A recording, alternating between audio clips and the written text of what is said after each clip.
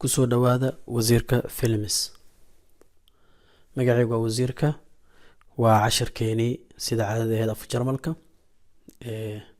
af soomaaliya ku baxay. ardayda igu xiran ardayad ka mid ah waxay isoo weydiisay ama commenti ahaan ee video noogu qortay afar erayadood ama afar eray kulay ficil ma ahan. waa afartan eray waxa weeye magac waaye, noun waaye, magac waaye. okay. midda koowaad waxa waaye die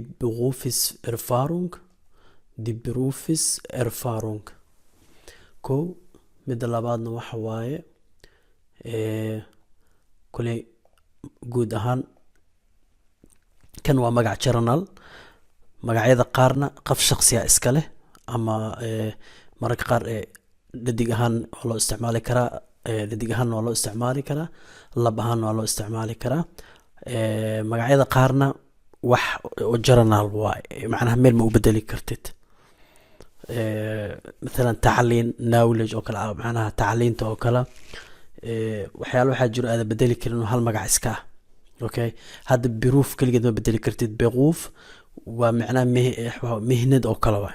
okay. professional waxa waa xirfad, waa xirfad nin iyo naag miskale, ma fahantay? macnaha waa magac gooni oo dadka dhan ka dhaxaysa. marka kan waa magac journal waaye, die Berufserfahrung. kow. laakiin kan magacan nin inaag buu isticmaali karaan. die Berufsberater, der Berufsberater iyo die Berufsberaterin. nin inaag baa loo isticmaalaa. kan waa magaca labaad. magaca saddexaadna waxa waaye das Stellenangebot. kan afraad ee qorta commentigan waxa waaye die Stellenanzeige. die Stellenanzeige. okay. marka afartan hadda inta badan ilama aha inaad ku arkaysin A1ska ama A5 inaad ku arkaysin ilama aha. badanaa B1 iyo B5 C1 meelahaas badanaa yani buugtooda ku qorin ama ay ku imaadaan inta badan. yani B1 wixii ka koray waay. dabcan qofka wax soo qoray eradan isoo weydiyo waxa umaleynaa qof kale B1 hadda kooraska inuu ku jiro umaleynaa. calaa kulli xaal markaan ku hormarno magacan kan ugu horeeyo waxa waaye die Berufserfahrung.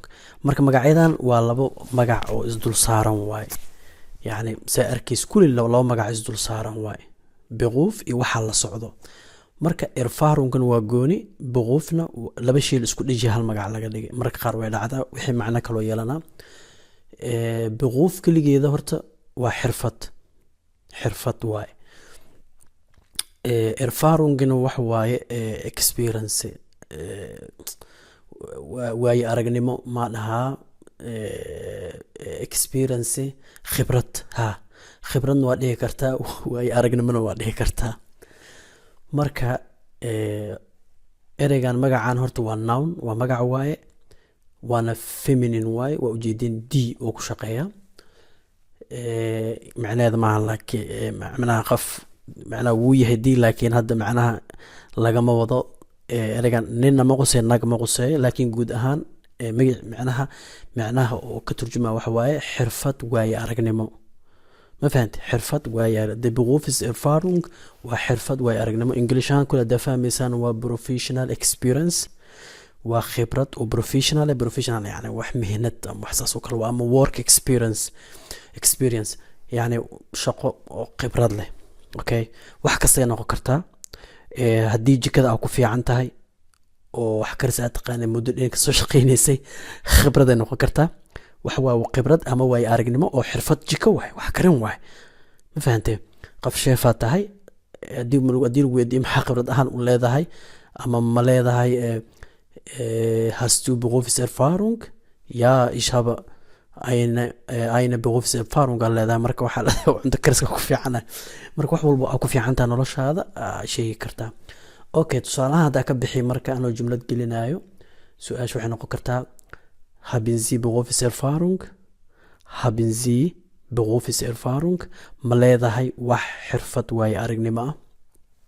هدي كل حوا طريقة الزي الاستعمالها فوق زي واي هدي دو استعمال صح تو حالي كرتا has du berufs Erfahrung hast du labadaba waa dhihi kartaa hast du berufs Erfahrung waa dhihi kartaa haben sie berufs Erfahrung waa dhihi kartaa marka jawaabta aday kugu xiran tahay melihi inaad tirahdid iyo wala inaad tirahdid haddaadan lahayn waxaa leedahay ich hab keine berufs Erfahrung ich hab keine berufs Erfahrung halkan waa ujeediin iida blue aan ka dhigay because waxaan rabaa wax walba say u leeyihiin inaad ka dhigtid sababta iidaas aan u calaamay wax waaye keine aan leedahay because magacan d waaye ma fahantay haddii oo magacan camal maalan ii sheeg haddii oo d oonan ahayn oo wax kale yahay keine bisay noqoleed ma fahanteen haddii der ay tahay waxay noqonaysaa ich hab keinen ay noqonaysaa haddii d tahayna keine waay ii sheeg saas oo kale waay marka kuley hadda kahor waxaan malanaa 10 inaan sameeyo oo nishta iyo keine labadaba ka sheekeynayo keine waxaa isticmaalaysaa markuu magac yaalo oo wax diid waxaas melihi aa leedahay ama waa leeyahay waxaas melihi markaa dhiis diid ma ahan keine isticmaalaysaa because waa magac hadduu ficil yahayna keine wixii ka dambeeya hadduu ficil yahayna keine bedelkeed waxaa isticmaalaysaa nisht hadda kaas inaan sharax meesha ma joogi because video aan ka sameeyo youtube-ka ku jira waa kasoo daawo kartiin okay haddii xirfadda aad leedahay marka haddaad leedahay waxaa leedahay ich hab keine berufs Erfahrung haddii aad leedahayna waxaa leedahay ja ich hab berufs Erfahrung waa leeyahay dabcan xirfad waayo aragnimo waxaa laga yaabaa su-aasha xigta inay noqoto über welche berufs Erfahrung verfügen Sie xirfad noocay leedahay xirfad noocay haysataa ereygan verfungen is like haben oo kale waay haben haysasho waay okay marka waxay noqonaysaa marka über welche berufs Erfahrung verfungen Sie يعني khibrad noocay haysataa okay sababta aan haben aw intuu dhihi waa bedelkeeda oo verfungen aw isticmaalay waa idin sheegi doonaa sababaha ka dambayso ich verfüge über Kenntnisse der Biologie waxaa leeyahay aqoon ii sheeg garasho oo waxaa leeyahay oo biologiga okay sidoo kale waxaa dhihi kartaa ich habe alles Küchenhilfe Berufs Erfahrung ich habe alles Küchenhilfe Berufs Erfahrung sidoo kale waxaa leeyahay ii sheeg khibrad oo ah caawiye jika Küchenhilfe يعني assistant kitchen assistant lahaa marka ada caawiye jiko yani qaf jikada yani ka shaqeeyo dadka jikada dadka chef dadka wax kale wax sameeyo dadka caawiye oo gacan qabto oo kale qof waxaas wali ka soo shaqeey jira oo kala asaas dhigi karo labadan ficil sida arkeysiin labada ficilba waa isku micno waa haysasho verfugen iyo waxaa la kala dhahaa haben isku micnay tilmaamaan haben markay timaado waxaad doonto u isticmaali kartaa okay waxaad doonto waa u isticmaali kartaa tusaale ahaan ich habe eine Schwester okay yani har gabar walaala leeyahay camal ama haysta ama ila dhalato kala ich habe ein Auto gaari aan leeyahay ich habe Geld yani lacagaha haystaa waay haben inta badan waa isticmaali kartaa laakiin wuxuu kaga duwan yahay verfungen waxa verfungen waxa uu isticmaalaysaa kali waxyaalaha adiga shakhsiyan u leedahay yani مثلا vision oo kala knowledge erfahrung oo kala experience ama berufs Erfahrung oo kala khibrad waayo aragnimo oo kala waxyaalaha adiga yani khibrad waayo aragnimo shakhsiyan u leedahay cidna kula lahayn waxbarashadaadii wax saas oo kale oo isticmaali kartaa iyo waxyaalaha gooni u leedahay yani ahanteeda u isticmaali kartaa laakiin gabara marka leedahay mesela wiila ii joogo iyo ishab kinda iyo marka leedahay ishab ayna toqta marka leedahay oo kale iyo iyo aabaa leya iyo hooyaa le markaa dhihiisa oo kala inta badan habina isticmaalaysaa because haddii dadkaas shaqsiyan uma lihid marka saasay u kala duwan yihiin laakiin isku micno waa haddaa aragto saas darteeda marka waxaa idinkugu sharxa waxa waaye verfungen because tusaale ahaan intaa usoo qaadan uber welshe berufis erfahrunge verfungen sie yacni khibrad noocee waay aragnimo aan leedahay intaa usoo qaadanay marka habin sababta u isticmaali waa waxa waaye oo erigan kale u isticmaalay because khibrad waay aragnimo oo laga hadlaayo because waxaadi gooni ah u leedahay oo cid kula wadaagta ma jirto okay magaca labaad ee aan u socono waxa waaye der berufis berata oo ninka ah naagtan waxay noqonaysaa die berufis beraterin die berufis beraterin waa la taliyaha shaqada waa okay magacan waxaa iskale nin la taliyaha shaqada ah iyo la taliyada shaqada professional helper in planning future employment waa caawiye oo professional ah okay yani xirfad macnaa qofkan xirfad wuxuu u leeyahay caawiye oo xirfad u leh inuu qorsheeyo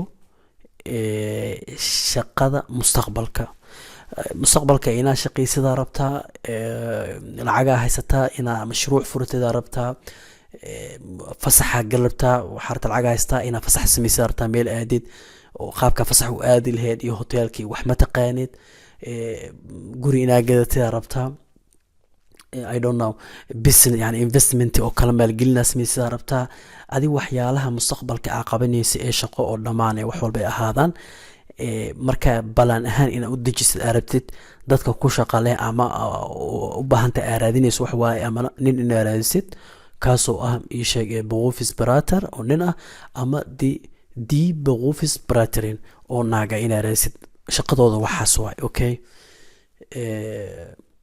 tusaale ahaan marka waxyaalaha ku ogaa karta waxaa kamid tusaalaha hadda oo kale marka akhrino ich habe mit einem berufsberater gesprochen waxaa la hadlay okay bast waaya ich habe mit einem berufsberater gesprochen waxaa la hadlay haddii qofkan oo laisla yaqaano meesha waxay noqon lahayd mit dem berufsberater gesprochen qof markaas la garanayan ka hadlayna dem ee noqon lahayd der berufsberater marka hadda einen aan isticmaalay kule meeshaan sababtay einem u noqotay datif u noqotay mit aa taalo that's why aan u dhahnay mit einem berufsberater but caadi ahaan waxay noqonaysaa der berufsberater dan waxay noqonaysaa kadib den berufsberater maadaama mit ee taalo saas darteed datif u noqotay marka waxaa la hadlay la taliya shaqaalaan la hadlay